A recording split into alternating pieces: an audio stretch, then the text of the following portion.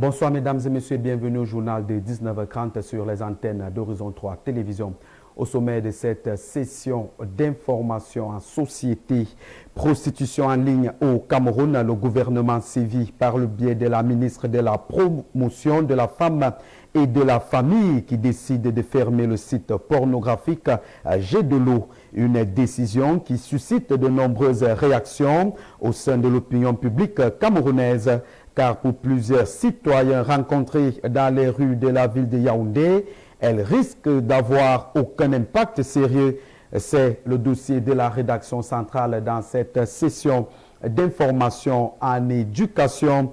Place au lancement des épreuves écrites du certificat d'études primaires. C'est 10 juin 2025 sur l'ensemble du triangle national. Écho de cette importante journée pour les jeunes écoliers qui aspirent à intégrer le secondaire dans le sous-centre de Nyambaka. À découvrir dans ce 19h30, mesdames et messieurs, c'est tout pour le sommet de votre journal. Le développement juste après cette légère transition.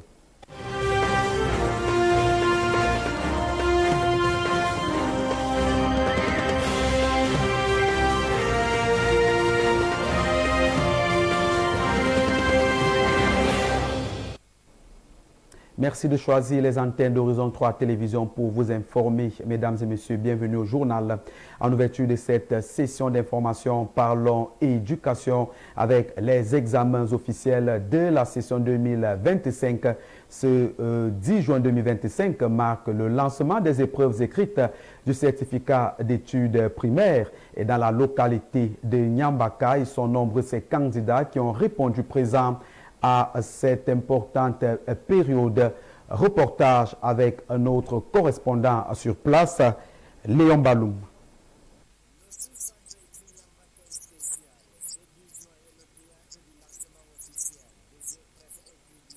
Cas d'études primaires. Dès les premières heures, les organisateurs ont mis en place un dispositif complet pour garantir le bon déroulement de cet examen national. Nous avons organisé une réunion préparatoire hier qui nous a permis de tout mettre à la disposition de nos candidats. Étant donné que les candidats ont été identifiés et mis en salle. Enregistré dans le sous-centre de Nyambaka spécial 225 candidats. Une tendance particulièrement s'est démarquée cette année, l'augmentation significative du nombre de jeunes filles parmi les candidats. Cette hausse comparativement à l'année dernière est un signe fort des efforts constants visant à promouvoir l'éducation et l'autonomisation des filles dans la région de l'Adamawa. Le sous-centre de Nyambaka accueille deux sessions distinctes, une pour les candidats anglophones et une autre pour les francophones. Cette particularité reflète la richesse linguistique et la dualité culturelle du système éducatif camerounais. Le tableau n'est pas sans ombre. Des absences sont enregistrées dès ces premiers jours. Pour la session de cette année, nous avons trouvé qu'il y a augmentation de filles, dont la tendance est bonne. Il y a 8 absents. Les épreuves écrites du CEP sont prévues sur 2 jours, dès ce mardi jusqu'à demain, mercredi 11 juin. Pour ces candidats, c'est bien plus qu'un simple examen. C'est une étape déterminante, l'aboutissement de plusieurs années de dévouement et un tremplin vers l'enseignement secondaire. Et dans cet arrondissement, sur les 555 candidats enregistrés, on note 20 cas d'absence. Et dans cet extrait du délégué de l'inspecteur de l'éducation de base de cet arrondissement, je vous propose d'écouter pour plus de précision autour de l'ambiance qui prévaut de ce côté. Nous avions, sur 555 candidats, nous avions 20 candidats absents. Parmi les 20 candidats absents, malheureusement, vous ne pouviez pas savoir qu'est-ce qui cause cela rapidement ce matin, mais je suis obligé de lancer un appel puisque j'aurai les effectifs par école tout à l'heure et je saurai dans quelle école ces élèves se trouvent et quels sont les genres de ces filles, de ces élèves, ces candidats. Si ce sont des filles, je ne laisserai pas ses parents. Sûrement, il y aura une convocation, que ce soit au niveau de la sous-préfecture ou au niveau du commandant. Je ne vais pas les laisser, ça c'est sûr. Restons toujours en éducation, mesdames et messieurs, cette fois-ci pour évoquer l'examen, notamment le probatoire. Le deuxième jour de probatoire s'est donc déroulé sans incident majeur du côté du sous-centre écrit du lycée bilingue de Poli, où on note d'ailleurs 514 des 515 candidats enregistrés qui ont pris part aux épreuves écrites ce jour. Et cette affluence rassure d'ailleurs les différentes parties prenantes. Plus de détails avec notre correspondant dans le Nord, Armel Kwambo. Silence studieux règne ce matin au lycée bilingue de Poli, où la deuxième journée du probatoire général bat son plein. Dans les salles de composition, les candidats, le front plissé par la concentration, affrontent les épreuves avec détermination. Le sous-centre écrit du lycée bilingue de Poli regroupe des élèves de plusieurs établissements scolaires du département du Faro. Il y a le lycée bilingue de Pichumba, le lycée de Pumba, le lycée bilingue de Poli. La deuxième journée du probatoire se déroule ici dans la sérénité, sans fausse majeure. 515 candidats étaient initialement en lice. Sur ce nombre, une seule absence est enregistrée. Au sous-centre du lycée de Poli, est serein depuis le début des examens. Tout se passe normalement. 515 candidats qui sont inscrits. On a excepté un seul qui est absent. Les examinateurs ainsi que ces candidats sont ponctuels et tout s'est bien passé. Après avoir surmonté les épreuves des 2 premières journées, les candidats affichent leur confiance. Les épreuves sont abordables. Malgré quelques difficultés du climat, on se bat quand même. Ça va, on espère que le probatoire au Cameroun sera une réussite. Dieu merci, les épreuves se passent bien. Mais malgré certains se contentent des fous des épreuves, et cela ne peut pas favoriser un élève qui se prépare pour composer.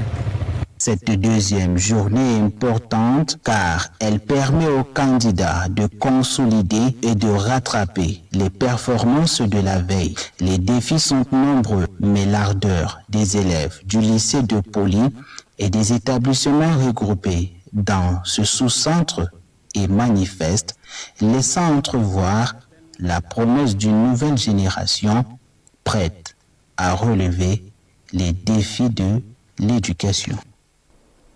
Bonne chance à tous ces candidats. Parlons à présent, comme annoncé au sommet de ce journal, du dossier de la rédaction qui porte sur la prostitution en ligne.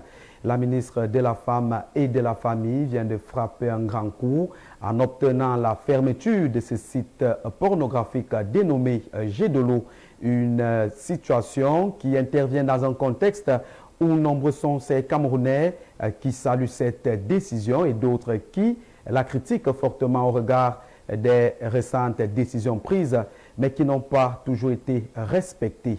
David Etamé nous fait le point dans ce reportage.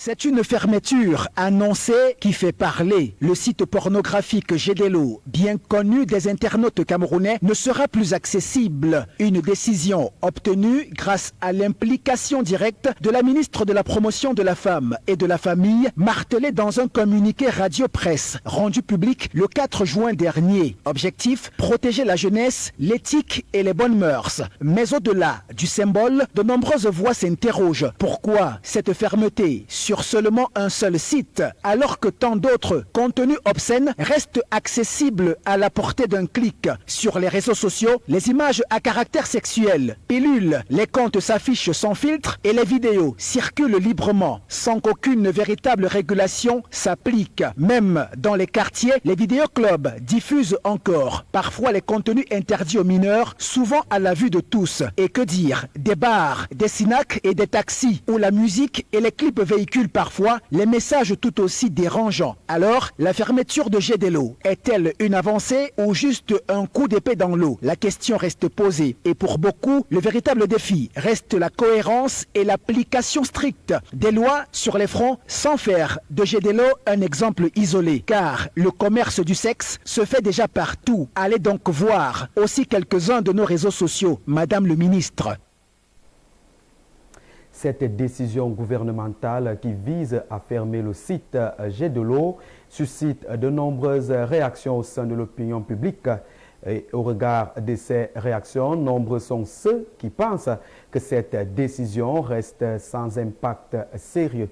David Zo pour plus de détails. Dans un communiqué abondamment relayé par les réseaux sociaux, le ministre de la Promotion de la Femme et de la Famille, le professeur Marie-Thérèse Abenaondoa, annonce la fermeture dans les prochains jours du site internet de promotion des pratiques immorales Gédolo.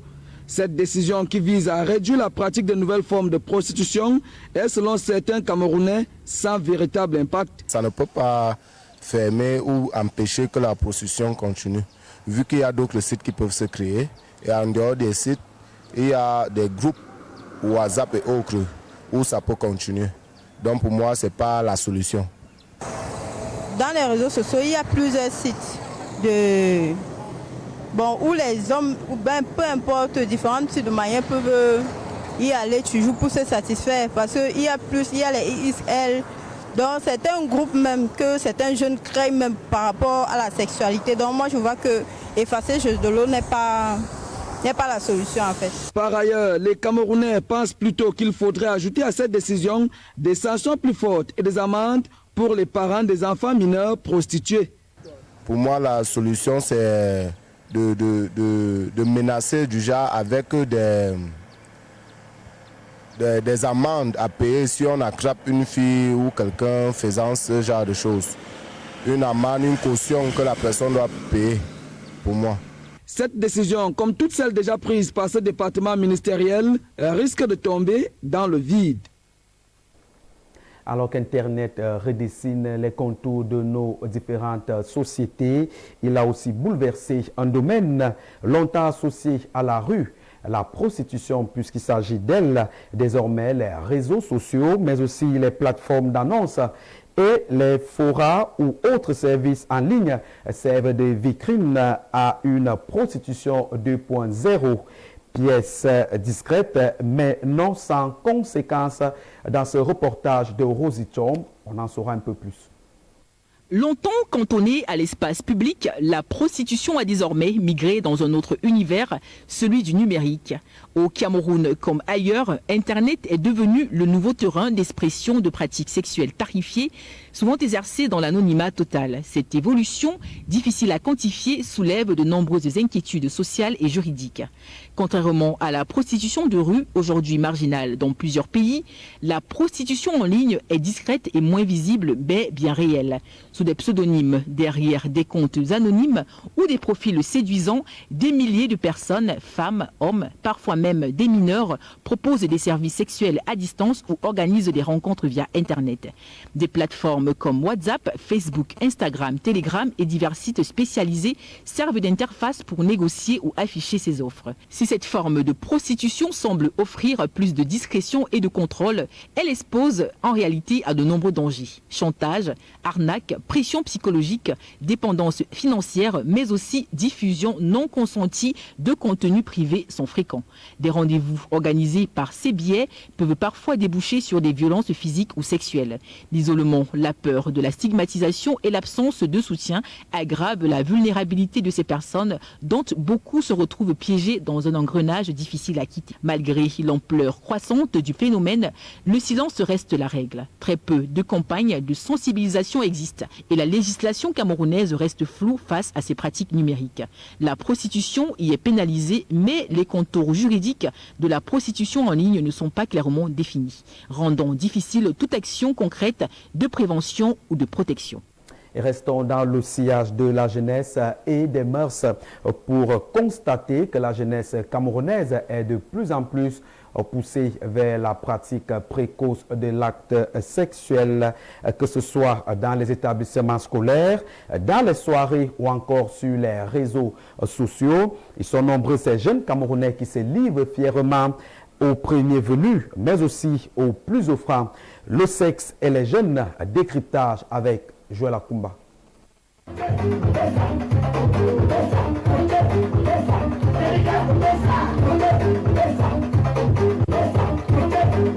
Ils ont goûté et ils ont aimé. Le sexe pour les jeunes aujourd'hui est la chose la mieux partagée. Sans filtre ni honte, ils s'exhibent et assument leur vulgarité. Ce qui autrefois était de l'ordre du secret et de la pudeur est aujourd'hui, avec cette nouvelle génération, l'objet de toutes les vantardises et surexpositions. Même le lexique est enrichi de nouveaux mots et termes, sextape, partouze, nude.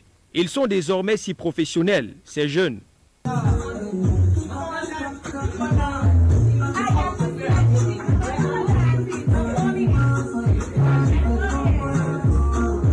Leur maîtrise des positions sexuelles est aussi parfaite et infaillible que la main que l'on porte vers la bouche, même dans le noir. Si vous en doutez, prêtez une oreille très attentive à leurs discussions entre amis ou frères et sœurs, à la maison ou à l'école. Vous en tomberez de haut. Et ma copine, souplesse, délicatesse.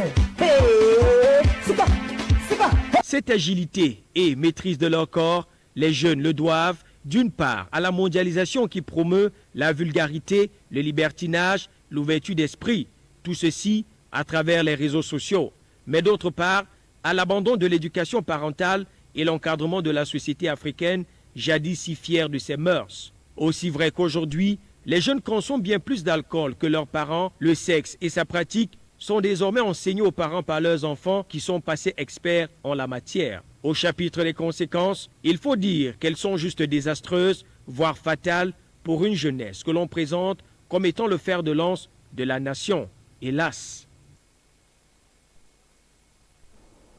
À 19h passé de 48 minutes dans ce studio, vous êtes à l'écoute du journal de 19h30 sur les antennes d'Horizon 3 Télévision. Parlons politique à présent dans cette session d'information pour dire que les députés et les sénateurs sont de retour au Parlement pour le cadre de la session de juin 2025.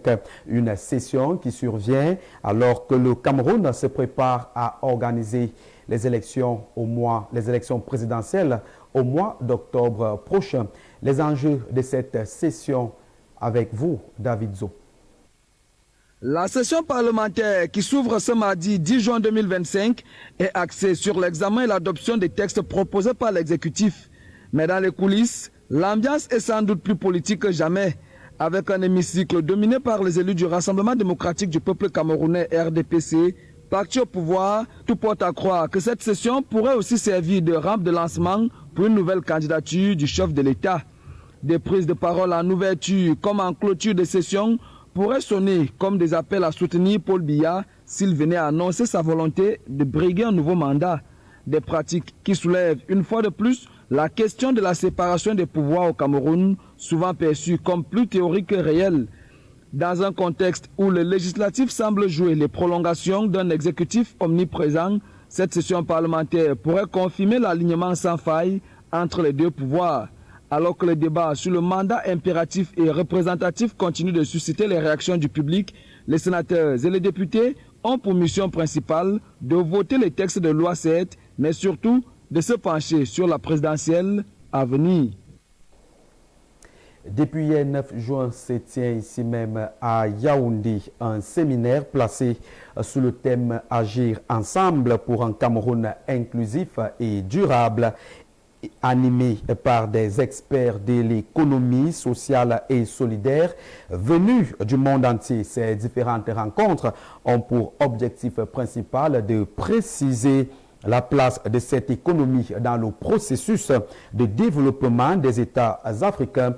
Je vous propose à cet effet d'écouter Pauline Eyebe Efa, cofondatrice, j'arrive, de Forescam dans cet extrait sélectionné par Joël Akumba. Je vais vous répondre par un exemple. Vous voyez un pays comme le Canada. Le Canada, c'est quand même le seul pays au monde aujourd'hui qui appelle les gens à venir travailler. Il faut le faire en 2025. Si le Canada a atteint son plein emploi, c'est justement parce qu'il a valorisé l'économie sociale et solidaire. Donc, c'est une économie que nous proposons au Cameroun depuis 2006 déjà. Et je crois que le Cameroun a pris le taureau par les cornes. On a eu une loi et il y a toute une politique développée pour structurer cette économie sociale et solidaire-là. Donc, l'économie sociale et solidaire qui s'adresse aux petites mains de la base. C'est une économie révolutionnaire. Attendez, on vit quand même une cascade de crises. Partie de 2008, nous voici en passant par la crise Covid et la grande crise économique que nous vivons actuellement. Je vais vous rappeler ici que les Nations Unies ont décrété l'année 2025, année internationale des coopératives. La coopérative, c'est une entreprise d'économie sociale et solidaire. Pourquoi les coopératives? Parce que c'est la deuxième fois que les Nations Unies le font. Parce qu'en 2012, on l'a décrété pour sortir des crises de 2008. Et aujourd'hui, on décrète cette année internationale des coopératives pour sortir de la cascade de crises que nous venons de vivre. Donc, l'économie sociale et solidaire s'avère une innovation. Pourquoi? Parce qu'elle replace l'homme au centre de la pratique économique. Et là, on le voit, ce sont nos petites mains. C'est la petite vendeuse de beignets en face, c'est le petit vendeur à la sauvette. Mais tout ça mis ensemble, valorisé, accompagné par des formations, va permettre d'en faire des entreprises à part entière, mais des entreprises collectives. Pourquoi? Parce qu'à seul, on n'arrive à rien. À plusieurs, on va plus loin. C'est moi qui... C'est 10 juin, le Cameroun se joue au reste du monde pour commémorer la journée mondiale du bien-être, une journée complètement dédiée à la relaxation, au calme, mais aussi aux petits plaisirs de la vie. La pertinence de cette commémoration avec Brenda Sa. Comme chaque 10 juin de l'année, le Cameroun se joint au reste du monde pour commémorer la journée mondiale du bien-être. Une journée complètement dédiée à la relaxation, au calme, mais aussi aux petits plaisirs de la vie. Par définition, le concept de bien-être se résume par un processus de prise de conscience en faveur d'une vie saine et épanouissante. Ici, le thème sain ne fait pas uniquement référence à la bonne santé physique, il désigne surtout un processus dynamique de changement et de croissance impliquant des conditions générales satisfaisantes. La Journée mondiale du bien-être est une occasion de promouvoir une approche globale du bien-être en encourageant les individus à prendre soin de leur santé physique, mentale et émotionnelle. Cette journée met en lumière l'importance de l'équilibre dans la vie quotidienne, incluant une alimentation saine, des exercices physiques, la gestion du stress et des relations interpersonnelles harmonieuses. Elle invite également à la réflexion sur l'impact de l'environnement sur le bien-être personnel et collectif. L'objectif est de sensibiliser chacun à l'importance de prendre du temps pour soi et de promouvoir des habitudes de vie positives pour améliorer la qualité de vie et la santé globale. Il faut rappeler qu'au Cameroun, les populations ne connaissent pas véritablement l'existence du bien-être. Être bien en soi permet l'épanouissement complet. Hors de nos frontières à présent, faisons escale en République démocratique du Congo où les députés approuvent une baisse de 1,7% du budget 2025 dans un contexte de guerre à l'est du pays. Et puis au Soudan, les affrontements se déplacent dans les États du Kordofan. La mouture internationale de ces 19h30 porte la signature de Carnel Ngepi. En RDC, la situation dans l'est du pays continue d'avoir un impact significatif sur les finances. C'est du moins ce que révèle le rapport de la Commission économique financière et de contrôle budgétaire de l'Assemblée nationale. Face à cette situation, les députés ont approuvé un budget rectifié pour 2025. Il s'agit d'une baisse de 1,7%. Pour l'heure, le texte doit encore être validé par le Sénat. Au Mali, les djihadistes du groupe de soutien à l'islam Jenim ne cessent d'imposer leurs lois aux habitants du Diafarabé, ainsi que dans les environs de cette localité au centre du pays. En effet, plusieurs civils qualifiés de récalcitrants par le Jenim ont été enlevés. Les djihadistes exigent le départ des civils de la localité car ayant pour objectif de mieux contrôler les communes locales autour desquelles un blocus est décrété. La tension est palpable dans cette localité. La Fédération internationale pour les droits de l'homme et Amnesty International accusent l'armée malienne et les chasseurs traditionnels d'être à l'origine de cette situation. Au Soudan, les affrontements se déroulent depuis le 5 juin dans les États du Kordofan et risquent d'atteindre le Darfour voisin. À travers ce nouveau front, l'armée soudanaise vise les liaisons géographiques et logistiques des forces de soutien rapide entre le Kordofan et le Darfour. Elle vise également, selon les déclarations officielles, à assécher ses ressources en armes afin de l'affaiblir au Darfour. Et c'est avec cette information hors de nos frontières que nous mettons un terme à ce journal. Mesdames et messieurs, merci de nous avoir écoutés. Je vous donne rendez-vous demain avec le même plaisir. D'ici là, portez-vous bien et ne zappez surtout pas, car juste derrière moi, retrouvez Bertrand Bicard et l'ensemble de son panel dans le cadre de Horizon Soir.